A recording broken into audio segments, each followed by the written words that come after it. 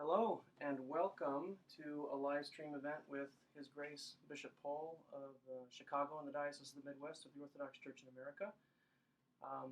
My name is Father Jacob Van Sickle of Protection of the Virgin Mary in Maryville, Indiana, and I'm here tonight to talk with His Grace about this topic that we've set: making friends and loving enemies, helping our kids to navigate an unorthodox world. And with that, I'll turn it over to Vladika Paul for some initial remarks. Let me just remind you that you can participate in this discussion by typing your question into the chat. Or if you're having trouble with that, I will also take questions through email. The email address is midwestfamily@domoca.org. midwestfamily@domoca.org. I will type that into the chat here so that you have it. And with that, Your Grace, take it away. Well, good evening, everybody. I don't know what the weather's like in the diocese all over. We had some snow today, and I'm sure up in Minnesota, if anybody's calling in from Minnesota, you have a lot more snow than we do here. So, this is an interesting topic to discuss because it goes to the core of what my desire is for this website and for the family ministry is, we do really live as a minority as the Orthodox faith in this world today. This notion that we're a Christian society is not, I don't see that's the case. We're a post-Christian society where there's a lot of secularism, and many people do not share our convictions about how we're to live. So how do we negotiate in this world? For those of you that have kids going to public school, you encounter people from all walks of life. And as a way of introducing this topic, one of the thoughts that came to my mind as I was thinking about this webcast, I remember going to undergraduate school and taking a psychology course, and maybe many of you might know this, but there was this kind of experiment that was done with two monkeys, and there were two mother figures set up, fake mother figures. One of the mother figures was wired and had a bottle of milk there that a monkey could go and drink from. And there was another monkey that had terry cloth, something soft and fuzzy wrapped around it, but no milk. And it was interesting in that experiment, when the monkeys were afraid or needed nurturance, they went to the terry cloth monkey and not to the monkey that was wired and had milk to give.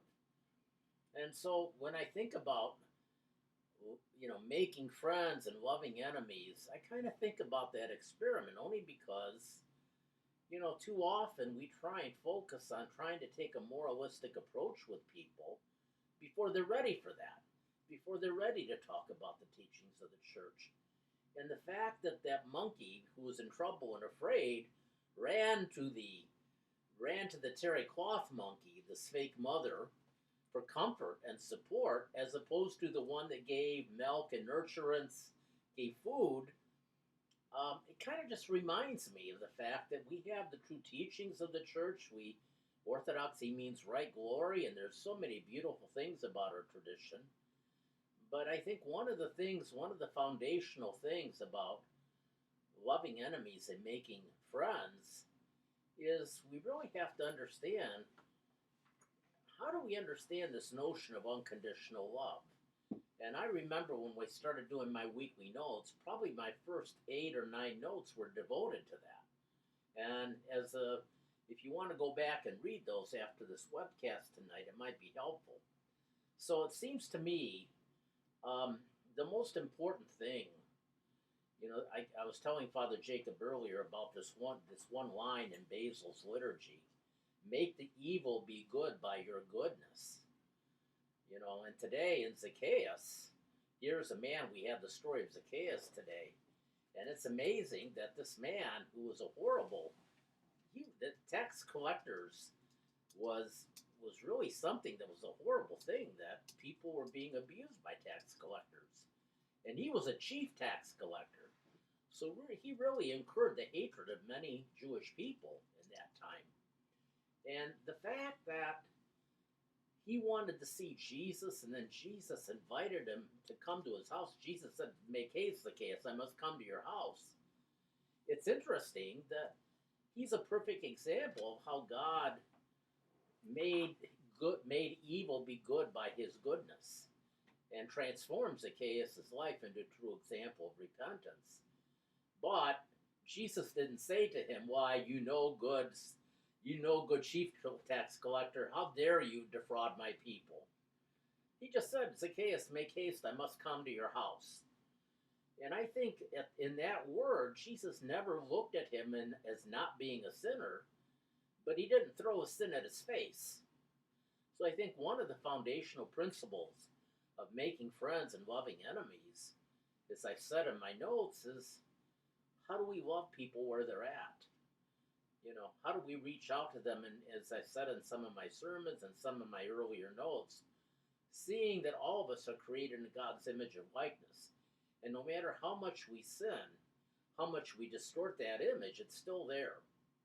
And everybody wants to know who they are, who made them, where do they come from. And we got to find a way to speak to that person, and not whether they commit what kind of sins they've committed. Because we have to find a way to introduce the love of Christ to them first. You can't talk about moral teachings, you can't talk about sexual lifestyles and all those things, because we have to first present Jesus of Nazareth to them. And we have to be examples of that kind of love, that we incarnate that very love of being able to meet people where they're at. And that's what Jesus always did. Irrespective. He ate with he ate with prostitutes, tax collectors, and sinners. Jesus never excused that. He said a physician only goes to people that are sick. Those who are healthy have no need for a physician. And it seems to me the church is a place where all of us are some way falling short, and we need to come to the physician to be healed. We never come to the church saying we're okay and nothing's wrong with me. So that's foundational, I think, to the beginning point of loving your enemy and making friends. And that's why I get back to the terry cloth example of what I found in that experiment was the monkeys were looking for that comfort and love and support. And when people are loved first and not having their sin thrown up at them, they then begin to respond to that love. So that's kind of like how I'd like to, those are my first words of introduction. And I don't know if anybody's coming in with questions, but I really would like to hear about some of the concerns you have on your mind when you hear about this question. And particularly with what issues you go through with your children and trying to deal with this and living in an unorthodox world that we live in today. So those are my comments. All right, well, while we wait for people to think about that and type in their questions, I would wonder, as a parent myself, to me, this idea that you have to both be loving and inviting and encouraging, and yet not to approve of the sin, which seems obvious, and yet in practice it's often very hard to do, to sort of strike the right balance with a person so that they know that you both love them but also do not approve, right? And that they don't feel that disapproval as hatred. But even for me as an adult, right, finding the balance or figuring out how to navigate that is difficult. With a child, boy, I don't know, how you explain that to a kid, and even if they can sort of grasp it in theory, again, to put it into practice is just is very complicated. I think it's going to be, depending on your kid and where they're at, developmentally, it'll be at different levels of life. When kids get older, when they're past 13, parents can have more kind of, I guess for lack of a better word, intellectual conversations about this topic. And you can go back and forth. For a kid that's 5 or 6 years old, they're not going to have any concept of some of these things about people not having the same lifestyle. There's an innocence about that. they're just going to naturally love people where they're at, And I think somehow that kind of innocence is something that we need to lift up in ourselves, but it also has to be guarded because Jesus told us, be wise as foxes and innocent as doves. And I often find in life I do the opposite.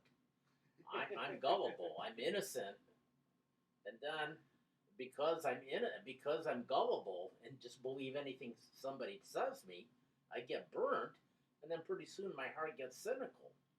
And Jesus flips it around and says, it's okay to be wise as a fox. It's to not just jump and believe in anything you say, to protect that innocence. And so with our children, when they're very young, we teach them habits that are not always the most healthiest.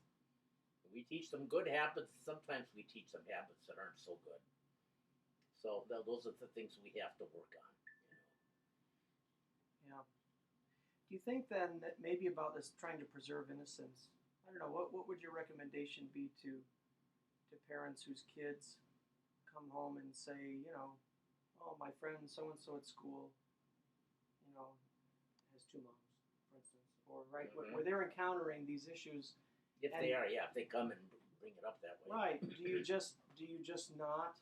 Because you want to teach your kids what's right and wrong, but you also don't want to teach them something that's going to make them go back to school and mistreat their classmates. Yeah. Right. Because again, they have they have a harder time navigating that distinction even than we do. Is it maybe better to just not make an issue of it when they're young, and maybe teach them more about that kind of morality as they get older and are better able to deal with it? That's a good question. It seems to me that, on the one hand, I think, where do I start? I think we can teach them, well, yes, there are children that have two moms or two dads, but then there's also children that just have one parent because there's been divorce.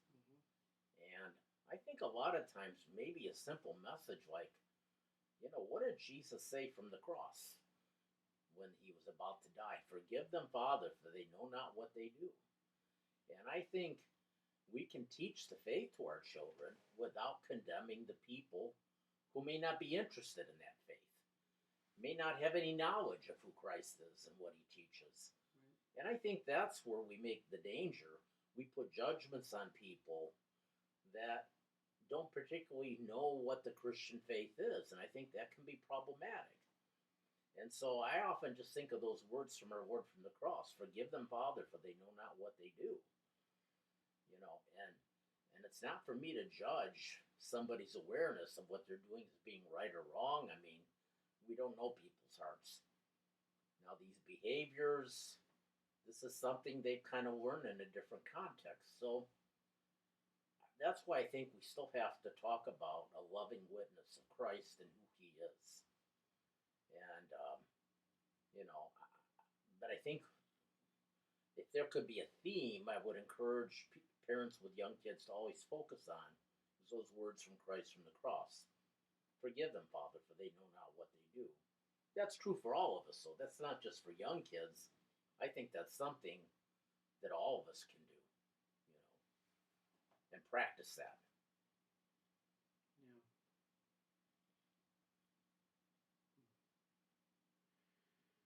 Well, we haven't had any questions come in. Oh, okay. Well, I'm wondering if those texts might not be an issue. The Somebody's what? trying to alert me to. There was digging in the back. I think I'm receiving maybe messages that there might be an issue. If you can hear us and are able to chat, let us know if the stream is, if you can hear it, and if you can see Vladika, if there are any issues. I wonder too about what the difference is between loving someone and them being your, because I know, and again, something we wrestle with. Plenty of other parents I know wrestle with this. You teach your children to love everyone. Okay, simply put, you love everyone. You don't bully, you don't pick on, you don't write. Yeah. The basics, very simple. Yeah. But at the same time, and maybe it's us being overprotective, but you really want your kids to have certain kinds of friends Sure, sure, yeah. because you want them to be around good influence. You don't want them around, right? Like, so there again, it's very hard. I Right? remember when I was back when I was a social worker in the '80s, and my nephews and nieces were growing up. Two of them. I remember them buying a great game. It was a therapeutic game called "Don't Talk to Strangers," Right. because people get worried about children being taken advantage of by people who might molest them, and so you do prepare your kids for not getting pulled in. Again, this is the idea of being as wise as a fox. Mm-hmm.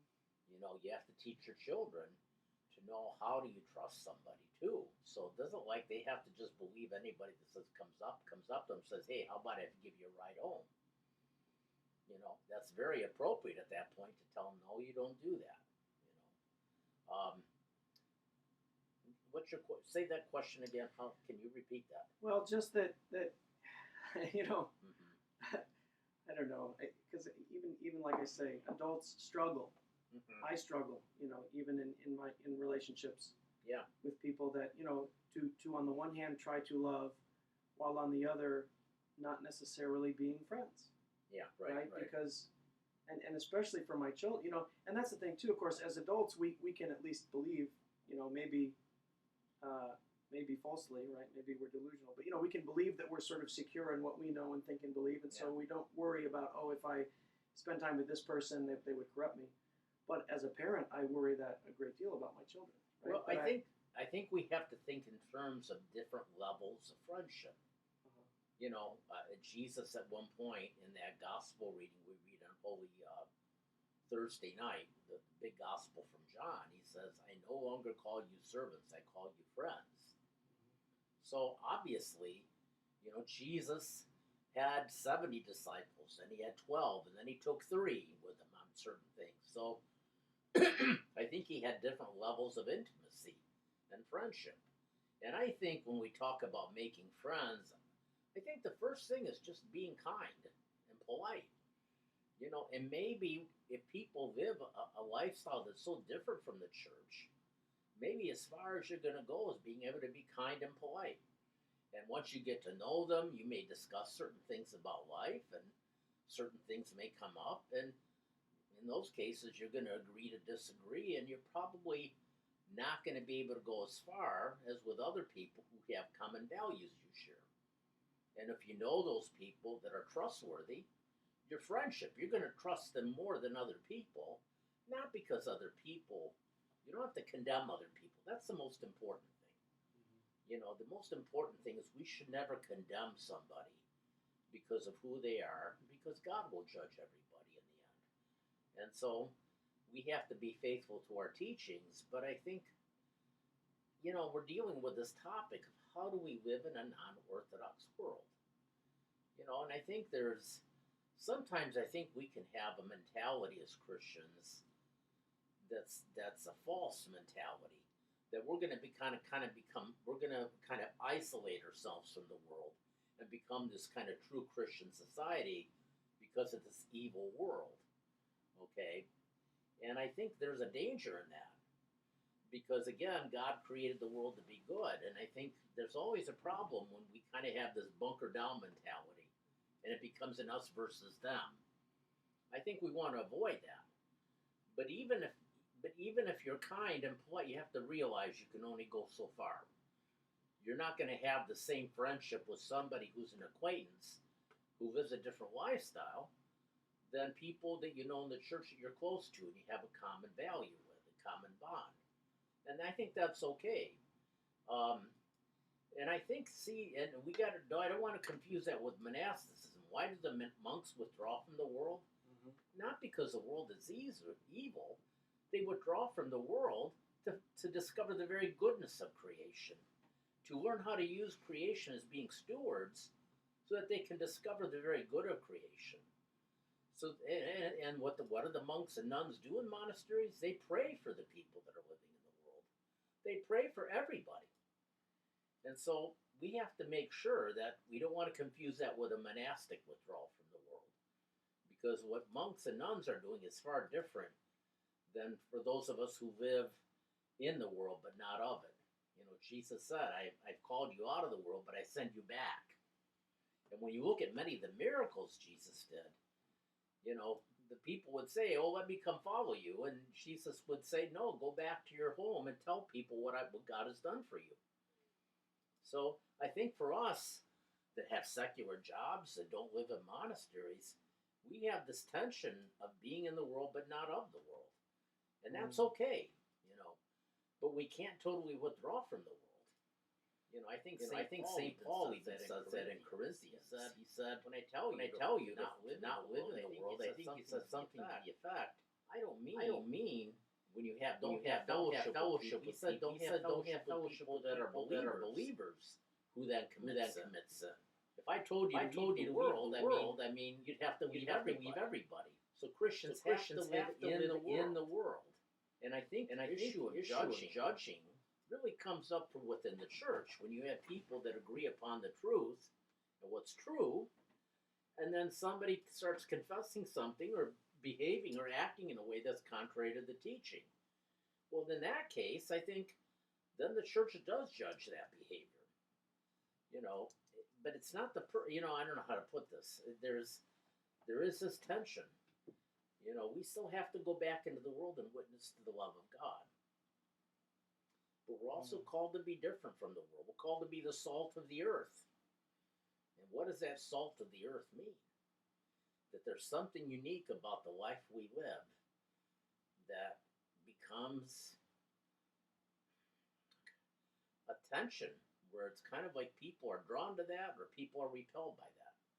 I think one important early Testament, early church father book that many might know is read the Epistle to Diogenes, that description of early Christian life and how they lived. And I love some of those words in there. Every land was a fatherland, but then they were aliens. There's this tension, and I would encourage all of you to read that to describe Diogenes' description of what the Christian life is like. I think it's a great resource to give people an icon of what it means to be in the world but not of the world. So.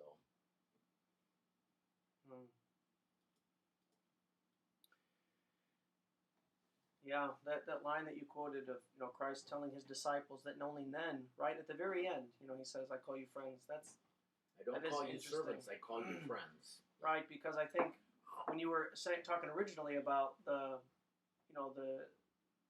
publicans and the prostitutes and how he welcomed them, while at the same time, was very critical of Pharisees and scribes and lawyers. At the same time, I guess you would say he wasn't really friends with any of them, in a kind of a close sense, right? That he reserved for his disciples. Yeah, but that didn't, of course, prevent him from loving. Again, we have to understand in a lot of these miracles of the wedding banquets that people are invited to, the common theme is the people that were invited don't come. The people that it was meant for, the lost sheep of Israel, I mean the people, the Jewish people, well, that can be us Orthodox today. We can be the chosen people because we've been given the true faith, and we can be invited to the banquet and reject it. And I think I love this imagery that's described, that everybody that got invited, they were both good and bad that got invited to the banquet. Not just a certain kind of segment of society. All that were invited, both good and evil, good and bad came to the banquet. And there's that other parable about the tares, the weeds growing with the wheat. The tares are growing with the wheat. And, because they're kind of all mingled up, the person that's running the vineyard says to the master, should we pull the weeds out? And then the master says, no, because if you pull the weeds out, you may harm some of the tares. Wait till the end of the age, and then we'll cut them all down and separate them. So the church is always going to be this place where it's a call to live a holy life, but it's going to be a mixed bag of people, because people are going to be at different points in life and how they embrace the words of the gospel. I talked today in my homily with you today about Zacchaeus. It seems so easy. Change what you do. Zacchaeus is a wonderful example of repentance. But for some of us, when we're faced with the habits we got to change, we don't do what Zacchaeus does. Mm. And we are more stubborn, and we need, and God's luckily, He's patient. Thank God He's patient with us and is steadfast and does not give up on us. So. Yeah, so we have, one comment from Brian. I've always told my children not to expect non-Christian people to behave as if they're Christians. Say that again? I have always told my children not to expect non-Christian people to behave as if they are Christians. I think that's a wonderful, I think that's a very important statement. We can't make these same assumptions today that we used to maybe 30 years ago. But that doesn't mean because they're not Christians, somehow we don't love them. I think that's the real important thing about how do we learn to build relationships with people. Mm-hmm. And I think I've said this in some ways. I think kids do better than that, better than us at that. They tend to kind of embrace people where they're at. But what we have to do is also give them guidance about not being gullible. How do we teach them to be wise? Right. And that's an important thing, that parents have as a responsibility. And I think going back to that example you had about the question about what if your kid comes home and says, hey, I met somebody at school that has 2 mommies. That's an important issue. That's like, how do we respond to that? I agree with you. And a lot of that depends upon who they are. What if they ask? I think this really has to be discussions with parents and kids. You just don't say, wow, they're all sinners are going to hell. Right. You have to sit down with them. What do you think about that? What do you know about them? Because they may not have any belief in God. They may not have any understanding of who God is. So how are you going to, as Brian's, is that Brian is his name? Yeah. Who said, don't expect non-Christians to be Christians. And I think we make that mistake. We put judgments on people, expecting them to live a Christian life when they may not even know what the Christian life is. Mm-hmm. And that's a danger we have to involve. We have to make sure we don't do that. Now, I think I agree with you. You're not going to have that conversation with a 4-year-old kid or a 5. It's going to be said a little differently. Right. More simple. I think with teenagers, you can have far more deeper conversations because they're going to hit you with wonderful questions, challenging you, maybe even challenging the church. Mm-hmm. And that's okay. They scare me sometimes because I'm worried that I'm not going to be able to help them and can come up with the right answer. And I think it's very important as parents that we're transparent with our feelings. We don't act like we know all the answers. If we don't know the answers, we say that's a good question. I don't know. That's a real struggle for me. I sometimes wonder. Kids respond to that better than trying to give kind of these pat answers that people may not believe in themselves. Mm-hmm. So. Well, here a good question just came in. Tammy says, we're in a homeschool co-op that includes one family that is against any religious teachings. Say that again. Oh, okay, one that's family interesting. Against any religious teachings. How can we teach our 8-year-old and our 6-year-old, which those are the ages of my kids too, so I'll be anxious to hear what you have to say, to respect them, yet to be themselves and not be afraid of offending them? Mm-hmm. Well, it seems to me, as with everything, can you come to any common ground you have with them, first of all? What do you share in common? Even as, I even have a case in I know I have relatives in my family where take people that marry a Christian that marries somebody Jewish. Well, I know somebody in my family who married somebody who was Jewish, and you know what? His wife is a wonderful person, a great person. She's Jewish, he's Christian, and they found some commonality, and so I think the first question is, what commonality can you find that allows you to have some kind of cordial, kind relationship with them? But obviously, I guess a lot of it depends upon. I don't know what it means to be in a co-op. First of all, maybe Tammy could explain that. Maybe Tammy, if you could explain that, it seems to me that this is always a fine line about having Christian laws or not Christian laws. Well, whose Christianity is going to be the one that's the author of the law? A lot of people say we were founded as a Christian nation, so I may be getting off the topic here, but so if we're going to have a Christian law, well, is it going to be a Baptist law? Is it going to be a Protestant law, a Lutheran, a Catholic? Is it going to be, so whose religion is going to be the one that's shaping the law? And I don't know that I want certain things you can't legislate by law. They have to be conditions of the heart that needs to be changed. And so I'm trying to get back to this question about how do you allow kids to be in a co-op where they can be allowed to practice their beliefs and with people who don't want anything to do with religion. I need to have some specific examples before I can comment on that. That's difficult for me. I've never been in a co-op, so I don't know how that works. Well, I'm familiar with some co-ops. I think, and maybe they're not all the same, but it usually means that several families of homeschoolers come together for certain kinds of classes. Oh, okay. Where, one parent might be an expert in math and so teaches math to several of the families. Not for all school, right? But for yeah. Well, okay, so Tammy says the homeschool families come together a few times a month for particular classes. Yeah. Well, it seems to me, it's like take like the whole issue of jobs. I mean, it used to be that certain issues were a matter of privacy. I mean, when it comes to sexual issues, if you're interviewing for a job and that's not an issue, you should not discriminate.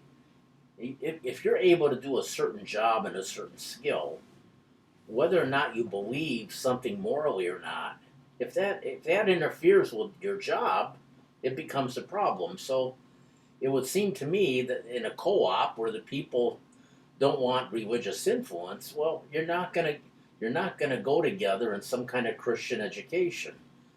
I mean, I think places like math, science, in different classes, what gets taught, what's in the curriculum. Are you going to discuss how we began, how we came to be in a class of science? I mean, can we talk about the fact that really I don't think there's a major conflict between believing in God, believing in creation from nothing, and understanding that Genesis is not a historical book. From the first 10, 11 chapters, that is not a historical account. It's an attempt to explain where we come from. And so there's all these things about a day and what's a day, and in God's eyes, a day could be like 1,000 years. So I think we can find ways to show that there's not conflict between science and religion. I think that's an important thing we can do. We can believe in the creation story of Genesis without having to believe in it being literally 7 days, and which I know some Christians actually take that viewpoint. I don't know if I'm answering the question. Well, yeah, I don't know. Maybe Tammy can write a follow up if she wants. Ryan, I think getting back to what we were talking about earlier, about expecting non-Christians to be Christian. He says, but isn't there a moral baseline, perhaps based on natural law or general revelation, that God expects all humans to obey? Things like murder, lying, stealing, that you don't have to be Christian to say these are wrong. Right? So I guess it seems to me the question is like, where do you draw the line, right? If, we wouldn't say, oh, well, you're not a Christian, so it's okay that you're killing, right? We wouldn't say that. Well, but we have laws then. Our government has laws that we agree upon that you can't do, and the government holds you accountable, the police, the legal system. Right. If you commit certain acts that are considered to be wrong, you could be arrested. I mean, so we do have those, sure. There are certain, but we're talking about introducing the gospel. And the gospel is not. The gospel is about the fact that we can't follow the law. We stand condemned before the law. And the gospel is about introducing grace and exposing people to another way of life, to the kingdom of heaven, which is not of this world. Yes, there are laws we all have to abide by, and you're going to find a lot of them in common societies. That's common. I mean, you won't murder, you don't steal. I agree with you. But obviously, when it comes to the issue of sexual lifestyles, that's changing. You know, I mean, the famous New York law about abortion now that you can have, I don't know if I'm exaggerating it, but conceivably somebody could have an abortion now done up until birth. You know, you have transgenderism being accepted now. You have all these things are now being recognized in our societies now today. So that's where maybe our church, in her moral teachings, is departing from that. We're not there yet. I don't know if we should be there yet. I'm not even advocating for that. What I'm advocating for is not putting that. You can't have those discussions with people that have no concept of who Christ is and aren't interested in it. But then we do have certain common things about what we believe in this country that we all share, about what laws we keep and what laws are considered wrong. But I think the issue of sexual morality is a far more difficult one. We have disputes, for example, where, I'm getting off on the topic of helping your kids live in an unorthodox world, but take like people who vehemently speak out against abortion, say that's wrong, but then there's a failure to advocate for kids needing newborn children, making sure that their needs are being taken care of, that there's support from a church, but even with so many people we have in our country, are there programs for young mothers having kids to support them and having this child and giving them what they need to form them properly in life. And it comes to health, nutrition, financial support, all these things. I mean, what do we do to help that mother have that child? We speak out against abortion, but then you have refugees that want to come into this country, and now we're shutting them out. Isn't that a gospel issue? Some would say, oh, that's politics, but isn't the gospel about welcoming the stranger? Isn't that in the Old Testament about the foreigner, the sojourner?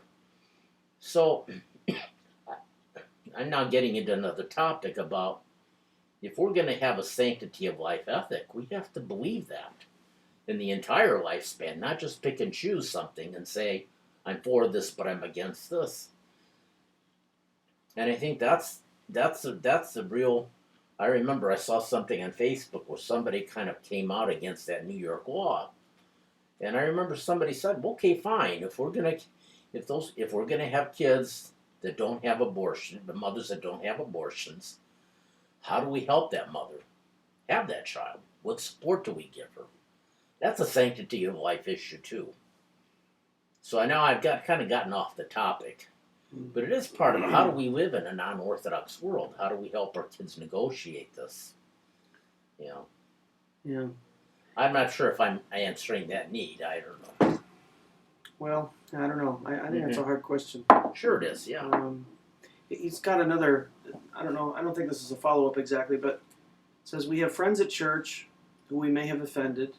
They're asking us to do something, and our family made the decision to do something else.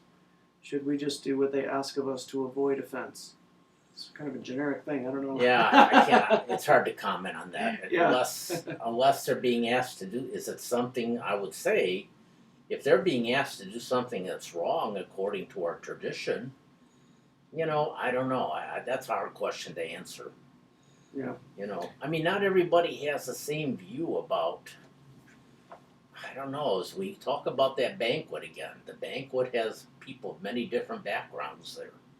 The church is an icon of that. We're not to kind of form this perfect society, so I'm not sure that's too generic of a question that I could really comment on. Yeah. Okay, another coming from Brian. Yeah. Says his teenage daughter is good friends with a young man at school who is homosexual. Yeah. She's kind to him without ever approving of his lifestyle. Yeah. But her grandmother wants her to preach to him. What to is preach what to him is what is the correct balance in the situation? Well, I think the balance is that if we don't kind of, to preach to him. I don't know what that means. You don't hit somebody on the head with a hammer.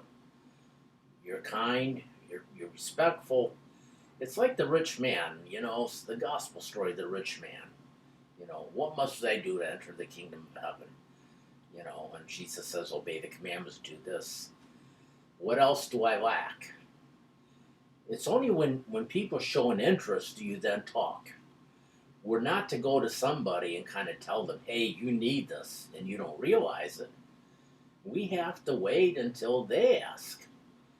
If we're kind and respectful, I think instead of saying preach to them, I think we say, well, maybe the kid one day will tell his daughter, what church do you go to? Oh, it's a great church. I really love it. Would you like to come someday? Jesus didn't say, when he preached to people, he didn't preach at them. He loved them, and he always invited them to come and see. He didn't preach at, and I think that's the key thing, preaching at them versus how do we love people in the kingdom is a big difference. And I think we how can I put this?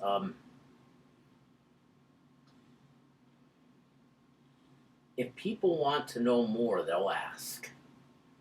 And when they're ready to ask, we have to be there and say, come and see. Check it out for yourself. And that person may come who's gay. He may come one Sunday and not like it and may not come again. Or based on what he experiences, he may see something different. And this is where I think, going back to that terry cloth monkey, if people are not going to go to a church for the first time and experience the love of God, forget about our moral issues and our teachings. If they can't experience something that makes them want more, and I think this is where love has to be the key to all this. And so I think I'm uncomfortable with that notion of that the grandmother wants the daughter to preach. What do you mean? I don't know what that means. Yeah. Well, he wrote as the follow-up to that Yeah. that he thinks what she means is to basically call out the sin and encourage him to repent.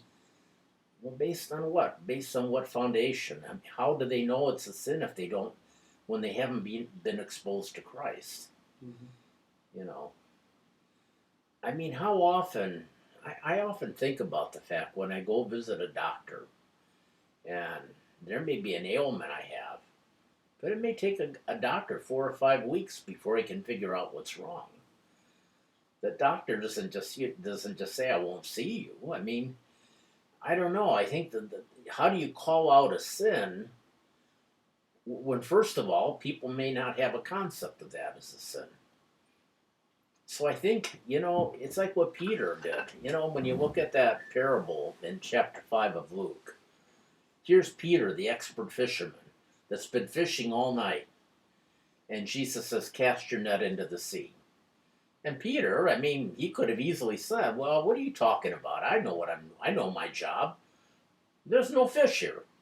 But he obeyed him and he put his fish into the sea. He put the net into the sea, and then all of a sudden these fish came up. Well, what did Peter do? Lord, depart from me, for I am a sinner. That knowledge of his sinfulness only could come in the face of Christ, of him being confronted with who Christ is. And until we have that encounter with him, I don't know, how can you, then you just get into religious debates with people to try and call out a sin. Mm-hmm. I think people respond to lives of holiness more so than they respond to somebody trying to convince them that what they're doing is wrong. They need to be exposed to holy living. And just like Peter, when he saw what Jesus did when he put those nets into the sea and caught this huge haul of fish, when the expert who had been fishing all night came up with nothing. It's again the paradox. He runs to him, bows to him, and says, get away from me. I'm a sinner. And so people can only become aware of sin when they're only faced with Christ and the lives of holy people. Mhm. How many of the lives of saints that we read about where they're being persecuted by governors, by generals, by commanders, and in many of the accounts, the people that are persecuting them are converted by their holiness and end up repenting. So I think what's more important for us as Orthodox Christians is to live a life of being a martyr for Christ. And to not do that in the judgmental way where we're calling people, you horrible people. I mean, therefore, we get back to Stephen and his martyrdom. What did he say? Forgive them, Lord, for they don't know what they're doing. Some people were converted. Again, people get converted by that kind of witness. So I really think the key here is that as a church, we really need to focus on being holy, committing ourselves to being set apart for God in Christ. And you know what? Not everybody's going to do that at the same pace. Mhm. Because we all have different hang-ups, different things we're dealing with in our life. And that's why I think confession, having a trusting relationship with a priest that can hear your confession, and to develop a relationship where you can work on some of these things. And not everybody's going to walk at the same pace on it. Mm-hmm. Well, Brian, thanks you for your answer. Yeah, I hope it helped.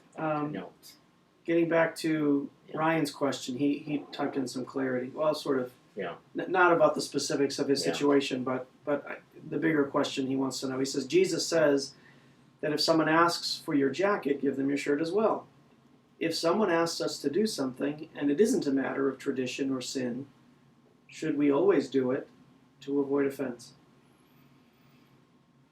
Say that. Should we always do it to avoid offense? I don't know. I mean, say that again one more time. Yeah, so Jesus says, if someone asks for your jacket, give Right. them your shirt as well. Sounds like you're reading a very modernized translation, but Yeah. that's the idea. So, okay, if someone asks us for something, we should give them what they asked, or even more, right? That seems to be the teaching. So the question is, if they're not asking us to do something wrong, if they're just asking for something, should we always do it? I think that's it's a difficult question. When I drive around here in Chicago, how many people do you you're stopping at an intersection, somebody's got a sign saying I'm homeless, and they want money. I mean, I think that's a very difficult, in the purest way of the gospel, if you want to be a fool, do you give them some money, or do you just, there's so many people doing this now. And it almost like I get cynical. I mean, that's a hard question. I mean, not everybody does that, and I don't think it's wrong that they don't give that person money. We don't know who they are and what they're going to do with it. There's some people would say, well, that's not for you to judge. They're going to use that on booze, so what? But I think part of the problem is if we had to give everything, what's that word that Jesus said in the gospel? The poor you have always with you, but you will not always have me. I mean, I could write a check and spend all my money on giving away everything, and I guess I could do that, and I'd be a fool for Christ. And that could be the only way that could ever work. But, you can't do that because you've got 3 kids, a wife, and a house to take care of. Right. So I can become a fool for Christ as a bishop and give everything away, but I couldn't be a bishop anymore. And then the parishes would rise up and revolt. And, Well, I don't know. I mean, there's an aspect of the gospel that really is adopting a foolish path. Sell all you have and come follow me and have treasure in heaven. Well, that's what the monks do. Yeah. Monks and nuns sell all they have to follow Christ, to have treasure in heaven. And that's why they live a certain lifestyle. That's why they're celibate. Not because, well, the teacher teaches me that this is wrong and I can't do it. It's a joyful journey that you seek the kingdom of heaven and remove anything in your life that are obstacles to it. If your right hand causes you to sin, cut it off. If your eye causes you to sin, pluck it out. Well, I mean, Jesus is not telling people to literally do that. But he is he is advocating for a way of living that keeps, that would, how can I put this? That to eliminate anything from your life that would keep you from focusing on seeking his kingdom. A glancing eye looking the other way. A hand that will go to a place where you're not supposed to go because it hinders your journey to the kingdom. I think that's what he means by cutting it off. And that's the journey we're all called to take. And the thing I can only say, it's so wonderful we have a compassionate God who struggles with us in this journey. He co-suffers with us in this journey. I think the thing with the rich man, I may have said this earlier when I talked, if he could only have just said, Lord, I want to give up everything I have, but I can't. I'm too sinful. It's hard for me. Help me. He didn't do that, though. And to me, it's not that Jesus is kind of looking for perfect disciples right away. He's looking for broken people that are willing to follow him and confess that they don't have what it takes. That's the starting point of the kingdom. Not, well, yes, Lord, yeah, here's the check. I'm going to write this check to everybody. I'm just going to come follow you. No problem.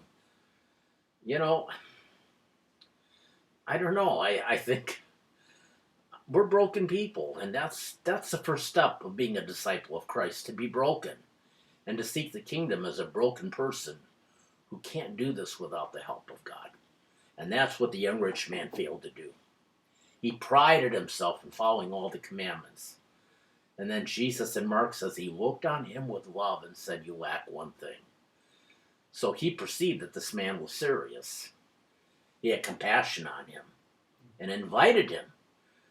He didn't say, well, come now. It was an invitation. And he walked away. Jesus didn't say, well, wait a minute. Just give me half. Just sell half of what you have and you can follow me. He invited him to take a journey with him. And he could not bring himself to be broken. So again, you start with a question, and I go off on a rabbit trail, and I'm not sure if I'm answering the question. I'm sorry. Yeah. Yeah. Well, so it sounds like, and I only say so because somebody else, Melody, wrote a follow-up, shouldn't it depend on what they were asking? But it sounded like the trajectory you took in your answer, Vladika, was that what limits us in doing what people ask is ourselves.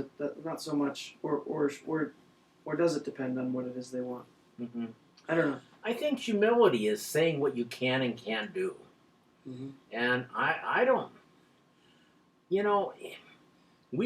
I can't tell our biggest advantage. You think about the fact that the words of the gospel always apply to me first, not what the other guys should do. And so, does it depend upon what you ask? Yeah, to some extent. I don't know. I gotta understand if Melody could be a little more specific about what it depends upon what you ask. So. It's a simple answer is, you don't do anything that conflicts with the teachings of the church.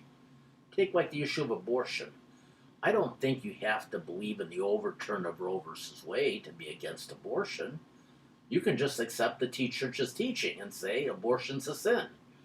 And somebody would not get that, would not seek to obtain that abortion or tell others to get one. But I don't have to believe in Roe versus Wade to do that. If you embrace what the church teaches, that's good enough for me. Laws, I don't know. Laws are not always the answer to everything. But we pray for good laws. We pray for God to have good laws that respect life. I personally do believe one day Roe versus Wade should be overturned. But with a caveat that if we're going to do that, are we prepared then to help people that are going to carry children to assist them in that? We have to be pro-life after the baby comes out too, not just when the baby's in the womb. and not get off on a rabbit trail. I'm sorry, Melody. I hope I answered your question. I don't know. Yeah, we have a follow-up comment here from Ryan. The encounter with Christ gives them the opportunity to repent, to turn toward life. Yes. Yes, we can pray with Jesus, forgive them, and we are all broken and need grace. But I'd hate to be so tolerant and nice that I get in the way of God's grace working repentance in their hearts. Well, I mean, I think at any point you don't have to, I think acceptance does not mean it's no big deal what you do. I think we make two mistakes with people. When people are certain of living a certain lifestyle, we just kind of say, oh, it's no big deal, keep on doing it, it's not important. Or we read the riot act to them and say, oh, you're a sinner and you're going to be condemned. And I think there's another way. We don't have to approve of what somebody does or disapprove, but we don't love them any less. Sometimes we suspend things. Because again, I get back to that idea of, are they even aware of what they're doing? I get back to those words of Jesus, forgive them for they know not what they do. Right. There's ignorance, and people may not be rightfully aware of what they're doing. Yeah. And then you get back into this issue. What brings people into a conflict and a crisis is being faced with holiness. Something of the otherness of this world, of the kingdom. And then something churns in people. And then when they reach out and cry for help, we need to be there and then guide them. And so I think the issue of how we teach it's only when they want to follow and embrace and show an interest with Christ. If they can embrace Christ, then we can lead them into an understanding of what we teach in the church and what we believe. I don't know. I mean, somewhere along the line, yeah, we do have to be faced with what we teach people. But they have to be a certain point of being ready for that. And as I said, I think when I was visiting the parish in the weekend, I think there's a certain responsibility that you have as a pastor in formation and Christian formation. I think the real evangelists of the church are the people of the church, not you.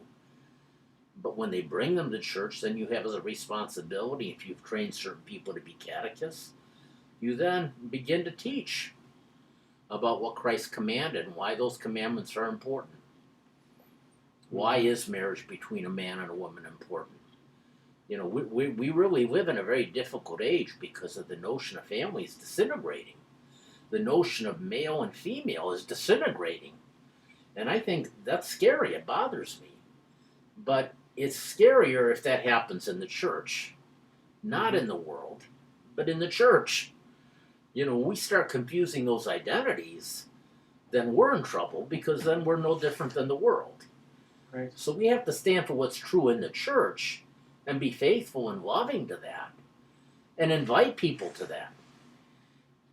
Yeah. A lot of what, as you were talking, I was thinking, because I've been, ever since your opening statement, I've kind of been mulling in my head the difference between how Christ treated, the prostitutes and the tax collectors and the, the quote unquote sinners who were just sort of so lost, who just kind of in a way didn't really know any better, right? Needed to be shown the way. Yeah. Versus the way that he treats the Pharisees, right? Yeah. Where he really, because pounds them, right? Because they should have known better, right? Yeah, right. I mean, that's at least my read of it, and that there is a great difference, between people that, are not Christian, aren't formed, never were, and kind of need to be shown in a kind and loving way, Well, and also you condemn the Pharisees because they talked about things that were of their own creation. You don't wash your hands. You do wash your hands.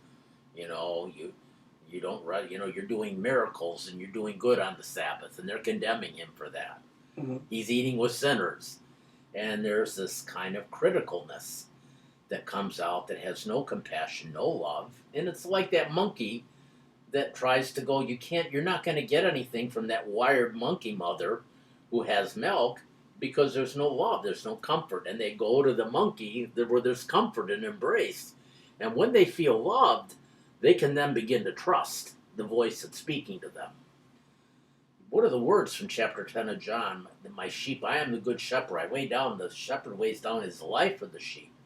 The sheep hear my voice and know my voice. Mm-hmm. Until they can know the voice of the shepherd through the church, it's only then that you can then accept guidance from the shepherd and obey and love and freedom, not out of compulsion. Mm-hmm. Anybody who comes into the church comes because they choose to say amen to what the church teaches. And until then, we have loads of compassion. We say, well, if you're not ready, you're not ready. And they may not come back, and we say, Lord, have mercy upon them. Continue. When I say Lord, have mercy, it's not like being a judge before the court. Cut him slack. It's Lord, have mercy. Reveal your love to that person, that he might come to know the voice of the shepherd. He or she might not. And then because if they know the voice of the shepherd, they'll hear the shepherd's voice. And there'll be one flock. That unity in the faith that the shepherd embodies. When I told the kids Saturday that my job as a bishop is to preserve the unity of the faith, when the church can't speak with one voice, then we're divided against ourselves, and the kingdom can't stand. Mm-hmm. Well, Vladika, it's already 1:08, but there's one question that's been sitting here for a while. Yeah. Maybe we could finish on. Yeah. What do you believe about watching TV, for adults or for children? What types of programs are okay? Well, I think it's not what you watch on TV, but I think there's this important element. If you're going to watch a certain program that's controversial, it's important that parents and kids sit down and talk about what they're seeing. I think it's very simple. If there's something you don't want to see, instead of trying to prevent people, turn the channel. I mean, if as parents you don't feel kids should be watching something, turn the channel. I think TV can be used for good or evil, and it comes down to that same issue. We're given everything to use for moderation, and so you can answer that. Can be a same question when the iPhone's a problem. When is Snapchat and Instagram a video screen? There can be too much of everything, and that can become an addiction. I can't put a number on what you should or shouldn't do on TV watching. TV is not evil. It can be used for good or for evil. All these things are neutral, as John Chrysostom says. It's not the created thing that's neutral. It's what guides you. It's what internally guides you and how you use it. So I mean, if you're using TV to keep yourself from doing certain things, that could be a problem. If you're a couch potato and just watch TV all the time, I think that's a problem. It's funny that as we come up to Lent, what's the big thing that happens during Lent that I often rail about? March Madness. That people are going to sit down for 2 days that first week, Thursday and Friday, and watch how many hours of basketball games. And then you may have Presanctified Friday evening, and no, March Madness is on. It's that's always a big struggle. I mean, during Lent, so I don't know what to say. When is too much, and there is a certain point that TV, if it's too much, is a problem, and that's why I think I would encourage the person who asks that question to talk with your parish priest, who you have a relationship of confession with them, and you can begin to work this out. What about for children? For children, I think everything is the same thing. Moderation. I mean, when is too much? You always got to ask that question. And I think, I think that's why we have fast during Lent. It's good to kind of turn off the TV at certain periods of the day during Lent. And I go back to that question. I often use these in my homilies, that when I was a priest in Kokomo, and his dad was trying to get his kid used to fasting, and the first thing was just not eating anything in the morning on Sunday. And I remember the kid told his dad, if I don't eat, I'm going to die. And so, I think with kids and in anything, if they believe they have to have this thing or they're not going to live, there's a problem. And you have to work with them to break them of that habit. You know, if I don't eat, I'm going to die. If I don't get to watch this TV program, I'm going to die. If I can't have my iPhone, I'm going to die. You know, and that's why those words of Jesus, when he goes into the desert to be tempted by the devil, man does not live by bread alone, but by every word that proceeds from the mouth of God. Mm-hmm. And so the question is the TV, is the iPhone becoming the Word of God for us? Or are we hearing the Word of God? Do we have a habit of reading Scripture, of reading spiritual things? Everything's balanced. And the minute we begin to say ourselves that the Word of God for us is we need to have our iPhone or we're going to die, we need to have our TV I'm going to die, if that's our state of mind, man, thank God for the fasting seasons to show us that. And fasting season are not just about food, that's part of it. But believe me, that we have that policy that I'm going to talk more, the social media guidelines that the Holy Synod introduced. I want to send something to the diocese about certain things they could maybe use as guidelines for that.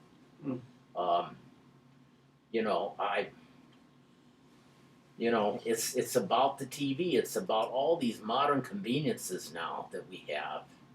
I really lament the fact that I've said this many, many a time. I remember back in the 90s, before we had everything that we could just press a button. I remember my church in Kokomo. I knew everybody's phone number because I had to dial it, even on a cell phone.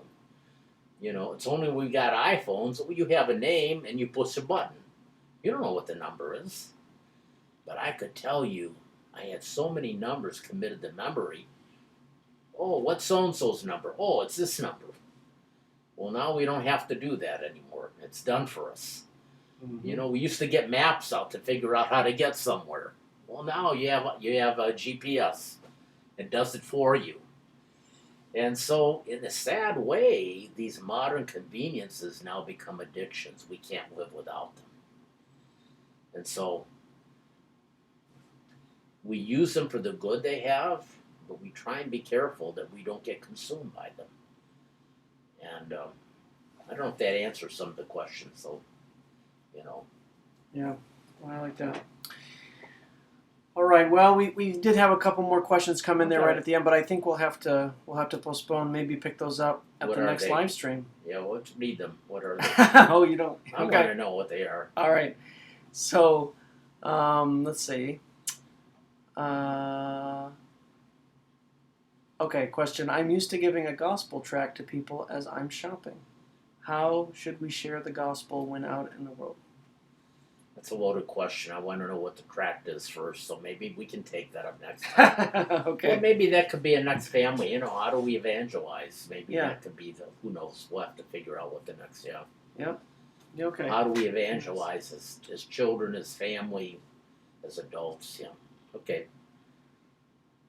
All right. Well, thank you, everybody. God bless you all. Have a blessed evening, and forgive me if any of my answers were hard to understand, and forgive me for my own weakness and inadequacy in trying to respond to these questions. God bless you all. Good night, everyone.